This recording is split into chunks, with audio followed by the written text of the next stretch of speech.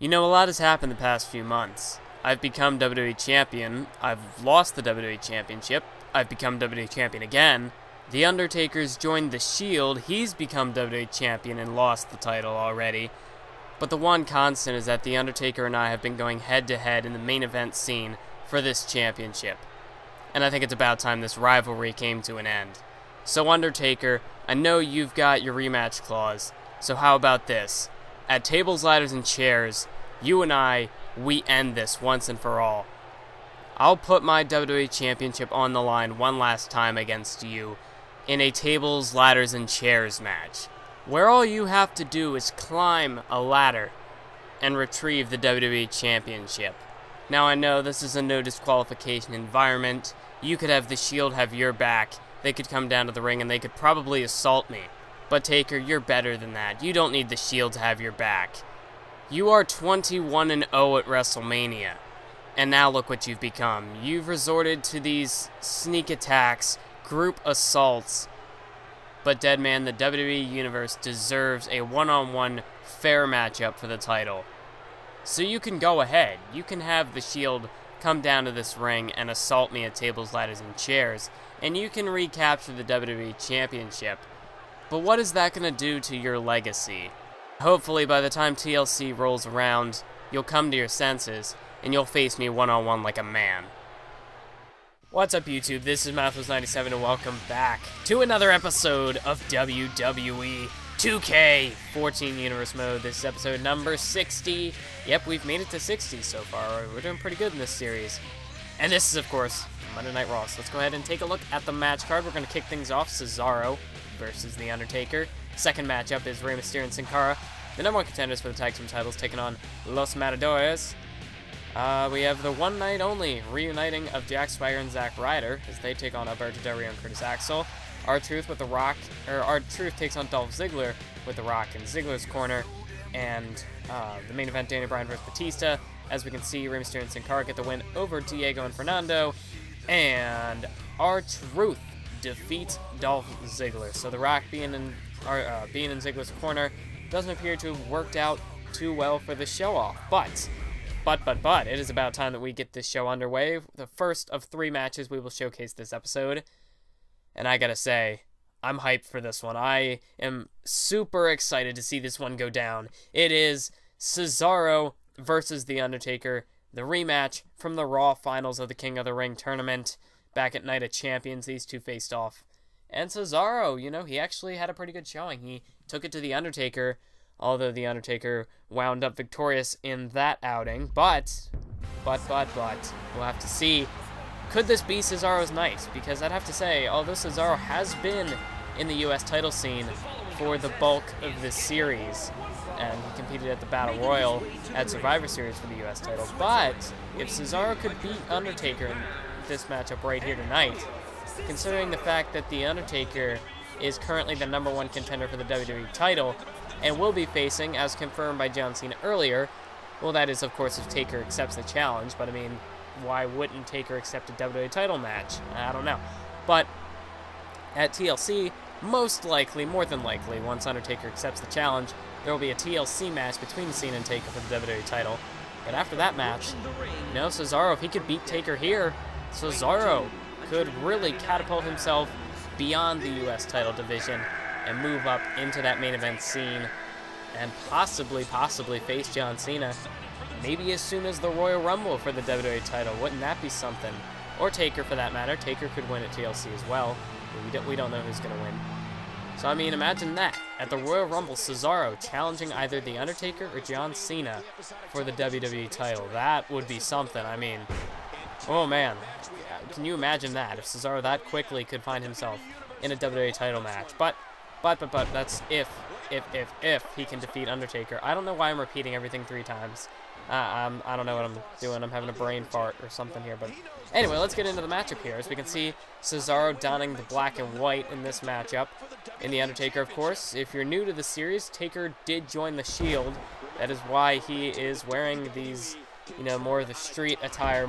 It's kind of like the Shield's attire, but it's, I don't know. Something just seems to be maybe missing a little bit, but I think it looks pretty close to the Shield's attire. So of course, if you are new to the series, well, if you want to find out how Taker joined the Shield, be sure to go back and check out the No Way Out pay-per-view. You'd find that out there. But anyway, now that we've got that out of the way, let's go ahead and take a look at this match. Big clothesline there from The Undertaker, taking Cesaro down in the corner. And now the big body shots. Of course, Taker, the best pure striker in the WWE. You don't want to trade punches with this man because you're not going to win. You're not going to win in that aspect. But then again, we got to look at Cesaro. He's got some pretty deadly, some pretty devastating uppercuts. So I don't know. That would be actually an interesting showdown to kind of see. The battle of the uppercuts versus Undertaker's punches. That'd be something interesting to see. Maybe we'll get to see it later on in this matchup. But for now, Undertaker off the big jumping clothesline, but no, Cesaro counters with a nice snapmare, taking him down. But of course, later on in our main event tonight, we will be seeing the rematch from the Survivor Series pre-show. The matchup that was, you know, at last minute booked by Paul Heyman. The match between Batista and Daniel Bryan. That will, of course, take place in the main event tonight. And we also get to see the New Millennia, or the team formerly known as the New Millennia, Jack Swagger and Zack Ryder. They get to reunite for one night only. And what is this, Cesaro? Look at the strength of Cesaro, just putting Undertaker up on his shoulders there. And then, of course, taking him down to the mat. And now Undertaker back suplex takes down Cesaro here. But yeah, this is quite an opening matchup to Monday Night Raw here tonight. And hopefully, you know, Cesaro, now that Swagger's finally dropped the U.S. title, of course we know that at TLC it's going to be Del Rio versus Swagger. But if Del Rio wins, you know, that definitely opens up the U.S. title division to every competitor in that division. Guys like Zack Ryder, Curtis Axel, Cesaro, maybe even R-Truth, Dolph Ziggler. Who are the more relevant guys who've been competing for it lately? Big E, Rob Van Dam, you know, all those superstars. All the superstars who've been trying to vie for an opportunity at the U.S. title. That's if Del Rio wins. Of course, if Swagger wins, we can assume that Del Rio will be using a rematch clause. Whether that will be the next pay-per-view at the Royal Rumble, or if it'll be on, you know, the Raw after, or main event or something. However that's going to work. But, you know, now that we have a new U.S. champ, you know, Swagger, he lost it at No Way Out, but then won it back on Mega Main Event from Roman Reigns. And then, of course, lost it to Del Rio. So now it's kind of to the point where Swagger is really on his last, he's on his last life in the U.S. title division. And if he can't beat Del Rio at TLC, well, then he's going to have to go, maybe to the WWE title division, maybe form a new tag team, or, you know, just, he might possibly float around and become irrelevant on Monday Night Raw, which I hope doesn't happen. I really like Jack Swagger's, but we'll have to see what happens at TLC. But wait a minute, Cesaro springboard, uppercut on The Undertaker, hooks the leg, 1, 2, no, The Undertaker stays alive. The Undertaker kicks out of the uppercut at a count of 2. But like I said, you know, these two faced off in Elimination Chamber. Wait a minute, uppercut again! A huge uppercut there. Cesaro just deadlifting Undertaker up into the air and catching him with the uppercut. That's got to do it. Taker's out cold. 1, 2, no, The Undertaker once again kicks out at 2. But man, you know, you got to think that, you know, The Undertaker, you know, he's competed in how many battles over the ages. One finisher probably is not going to do him in, so I shouldn't be surprised. But, you know, like I said, these two faced off at Night of Champions in the Raw Finals of the King of the Ring tournament. Cesaro, of course, had defeated Bray Wyatt, and was it Miz? He might have defeated, I think he defeated Miz and Bray Wyatt to get there, but might have been somebody else. But wait a minute, Undertaker's got Cesaro by the throat. Taker, choke slam, taking down Cesaro. And now The Undertaker dragging Cesaro away from the ropes, hooks the leg. 1, 2, no, Cesaro stays alive. Now it's Cesaro's turn to kick out. And there was an uppercut from the dead man, and oh no, Cesaro could be about to take his last ride here. Undertaker, last ride. Look at the height on that powerbomb into the cover. There's 2, and it's over. The Undertaker has defeated Cesaro here tonight, but Cesaro, he almost had him. Just like at Night of Champions, Cesaro almost had The Undertaker. He put up one hell of a fight. Almost thought he could have had him with that uppercut, but in the end, The Undertaker, you know, of course, the veteran Undertaker, ends up getting the victory over Cesaro. But Cesaro, he's really stepped up his game recently over here on the Red brand on Monday Night Raw. He's really stepped up his game, and, you know, he was close. He almost beat The Undertaker there, but in the end, almost isn't good enough, and The Undertaker is victorious here tonight. But of course, Cesaro, he's still got a bright future in the United States Championship division. Of course, The Undertaker yet to accept John Cena's challenge at TLC, although he's the one with the rematch clause, so I think we can pretty much guarantee that Undertaker and John Cena are going to face for the WWE title at TLC, so that is something to look forward to. Cesaro, just comes up a little bit short here tonight, but The Undertaker is victorious in this one, and now it is time that we move on to the next matchup, the second of our 3 showcase matchups of the evening. This one is a tag team matchup between Jack Swagger, the #1 contender for the United States Championship, and his former tag team partner. For one night only, these two are reuniting. It is Long Island Ice Z, Zack Ryder, teaming up with Jack Swagger here tonight against the newly formed team of Curtis Axel and Del Rio. We saw them actually work together in a handicap match against Daniel Bryan leading up to Survivor Series, what was supposed to be a tag team match against Bryan and Cesaro. But, Del Rio and Curtis Axel, they have got that victory under their belt as a tag team. And, a victory here, maybe they could challenge for the tag team titles in the future. But I don't know. It's all, you got to think Curtis Axel is a Paul Heyman guy. Del Rio, he was brought over from SmackDown in the trade for Chris Jericho. So Del Rio seems to have been getting a pretty favorable treatment as well. So we might as well assume that Del Rio's a Paul Heyman guy as well. So, I mean, you never know. Tag Team Gold, WWE Championship Gold could be in the future, in the sights of these two young men, Alberto Del Rio and Curtis Axel. But now there's Ricardo Rodriguez doing, of course, the honors of introducing your United States champion, Alberto. I'm not doing that. Del Rio. You know who he is. I was going to do it, and I decided against it. I don't know. I should have just pulled the trigger. Anyway, Del Rio, the United States champion, won the title, of course, at Survivor Series from Jack Swagger. Last week, we found out, last week we saw that Jack Swagger wasn't going to be just granted a rematch clause for the U.S. title. No, Jack Swagger had to wrestle a match in order to become the #1 contender, which is fair because, that U.S. title, I mean, it was Swagger's, then Reigns won it, then Swagger won it back, then Del Rio won it, all in about the span of a week. I mean, when Reigns won the title on Mega Main Event, Reigns won the title, Swagger won it back on Mega Main Event, which would have been Wednesday. Del Rio won it at Survivor Series, which was that same week on Sunday. So that was 3 U.S. champions in 1 week. So, it's understandable that Jack Swagger is not going to get a direct rematch clause. We want to kind of, mix things up a little bit, make it a little more unique in terms of competition, try to give other superstars an opportunity. But, Swagger, he won fair and square. He beat Curtis Axel, and he earned his opportunity at Del Rio for the U.S. title. So you can't really take the opportunity away from him because he earned that opportunity. And Paul Heyman, he was fair. He gave him a shot. He didn't just take him out of the U.S. title picture completely. He gave him an opportunity to win his rematch clause, and that is exactly what Jack Swagger has done when he defeated Curtis Axel last week. But Axel had a very, very good performance, hit Jack Swagger with 2 finishers. Somehow, I don't know, I still don't even know how Swagger managed to stay alive after taking 2 of those Hangman's Facebusters. And wait a minute, German suplex there from Del Rio, bouncing Swagger out from the corner there. And now Del Rio, we're going to see this a lot in this matchup. Del Rio working on the arm of Jack Swagger, of course, trying to set up for that cross arm breaker. And there's a big kick to the gut from Jack Swagger. But the question is, who would be the favorite to win this matchup? I don't know. I mean, we've got Swagger. He's got some momentum off the victory over Axel last week. But Del Rio, he's got momentum on his side as well. Of course, becoming the U.S. champion at Survivor Series. And then last week on Raw, he defeated Big E Langston. So, Del Rio's got some momentum on his side as well.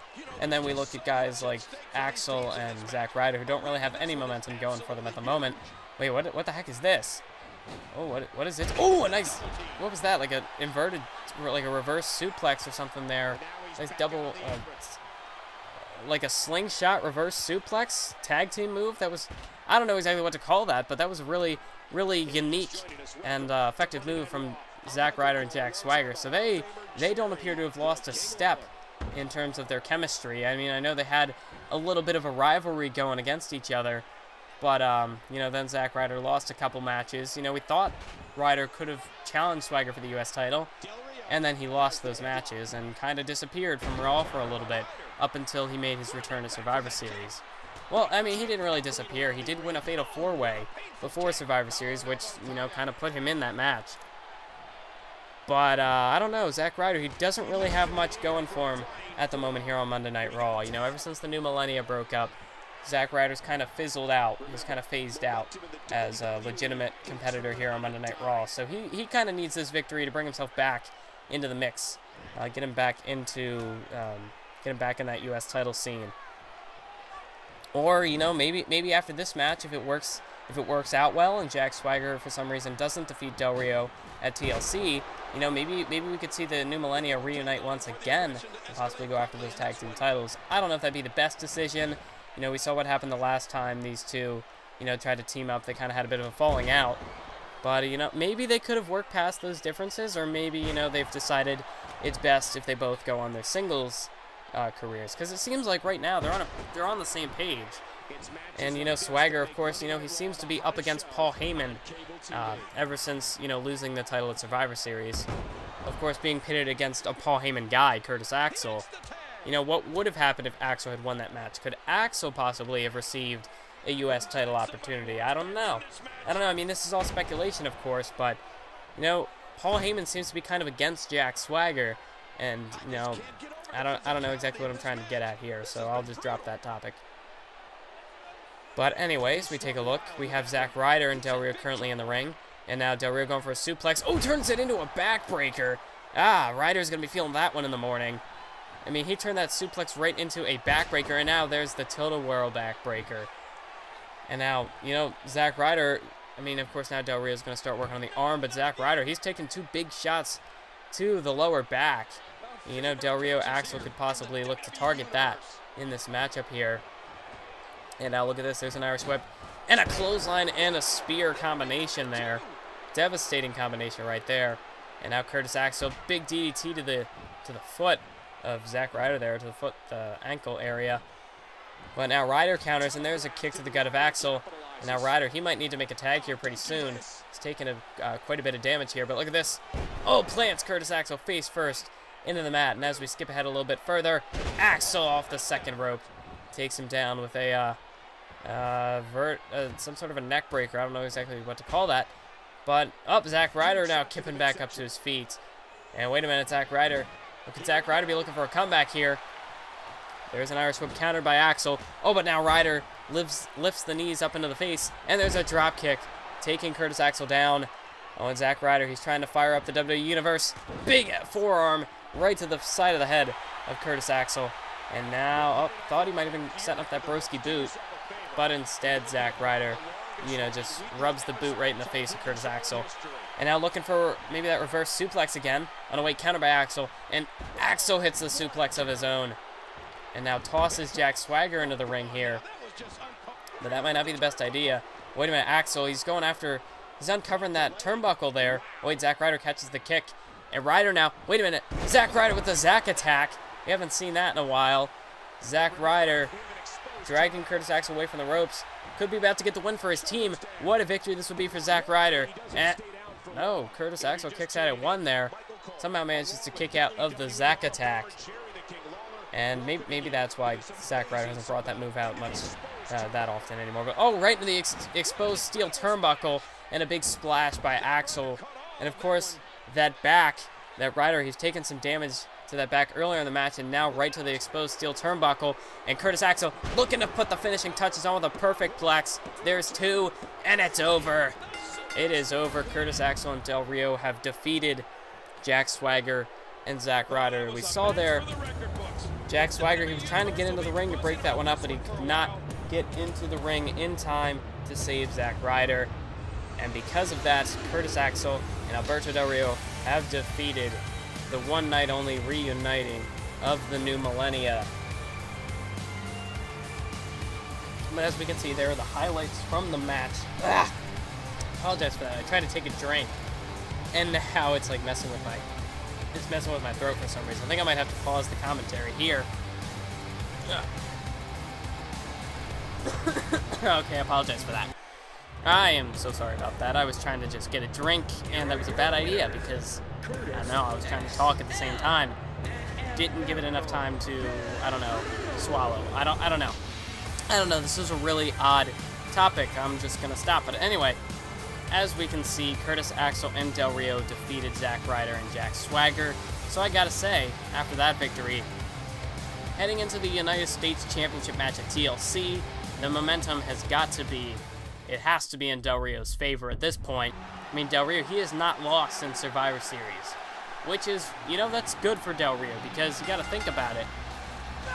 Ever since he came to Monday Night Raw after the trade with Chris Jericho following No Way Out, Del Rio, he has lost and lost and lost. I don't know what that was. Sorry again. But, you know, he lost at No Way Out to CM Punk. He lost on Monday Night Raw to Daniel Bryan. He lost on main event to Chris Jericho. Lost to Mark Henry. And then, you know, heading into Survivor Series, he started, you know, he picked up the handicap victory. And then he lost to Van Dam again. But he did manage to win the U.S. title Survivor Series, and that seems to have changed things around in Del Rio's favor. So hopefully, if he can keep up these victories, he should. I'd have to say, with momentum on his side, he should pretty. I wouldn't say easily, but he should be able to defeat Jack Swagger at TLC if he can keep up his winning ways. But here we go. We're on to our main event. And wait a minute, that's a brass knuckles. Where the heck did Batista get brass knuckles? And oh, shot right to the face of Daniel Bryan. Referee didn't see it. Batista, he threw away the evidence, tossed the brass knuckles to the outside. Oh, this could be over already before it even began. But no, immediate kick out there from Daniel Bryan. Wow, that was a bit shocking there. I mean, first of all, Batista pulling out a pair of brass knuckles. I don't even know where he got those. But, you know, delivering the shot right to the side of the head of Daniel Bryan. But Bryan immediately kicked out. I was expecting at least a 1 count, a 2 count. I was expecting at least, you know, some sort of a count. But Bryan just, you know, that only seems to have fired him up here in this matchup. He just immediately kicked out. But obviously that shot from the brass knuckles, you know, the longer this match goes, it's definitely going to play a big role in this. As we can see, a nice swinging neck breaker there from Batista. But Bryan takes Batista down with an arm drag. So, yeah, I mean, that was surprising. Batista pulling out a pair of brass knuckles. Definitely was not expecting that. But we do know that Batista made his return, and he seems to be he seems to be a Paul Heyman guy by the looks of things. I mean, we saw he returned out of nowhere. I mean, you got to think we go way back to August where it was SummerSlam. Batista was on SmackDown. He was challenging for the World Heavyweight title. And then when he lost, you know, he decided to take a break. You know, he said his comeback wasn't really working for him. He was going to take a leave of absence and, you know, try to, you know, work on his wrestling ability a bit more, and that he would be back. He did say that he would be back. And he is back now. I just wasn't expecting him to be on Monday Night Raw, let alone wrestling Daniel Bryan right now in our main event. But, I mean, you know, that whole situation where Batista returned at Survivor Series seemed kind of fishy with Paul Heyman. You know, I mean, Bryan, he had defeated Curtis Axel, and that means he earned a match with Brock Lesnar in the future. Doesn't seem like it's going to be anytime soon, because Paul Heyman really hasn't said anything about it. But Daniel Bryan, he's earned his match with Brock Lesnar whenever that will be. I don't know. We have yet to find that out. But the whole thing that followed that match, where Batista was then announced as Bryan's next opponent, Bryan, after an exhausting match, was of course defeated by Batista pretty readily, pretty comfortably. And now, obviously, you know, it's obvious, I mean, not obvious, it's understandable that Daniel Bryan's going to win a rematch because, you know, now he's 100% and he can actually fight against Batista here and actually have a chance. Whereas at Survivor Series, you know, he was exhausted. He had already gone through a grueling match with Curtis Axel. He took a DDT on the apron, and Paul Heyman still expected him to wrestle against Batista. But that was a very shocking return for Batista there. And now he seems to be facing Daniel Bryan again. What is Batista's agenda here now that he's here on Monday Night Raw? I mean, obviously, Paul Heyman seems to have plans for him. Obviously, I mean, he wouldn't just bring him back for no reason, but what kind of plans might those be? What am I saying? What kind of plans might they be? Could he be, possibly challenging for the WWE title in the future? I guess we're going to have to wait to find out, but wait a minute.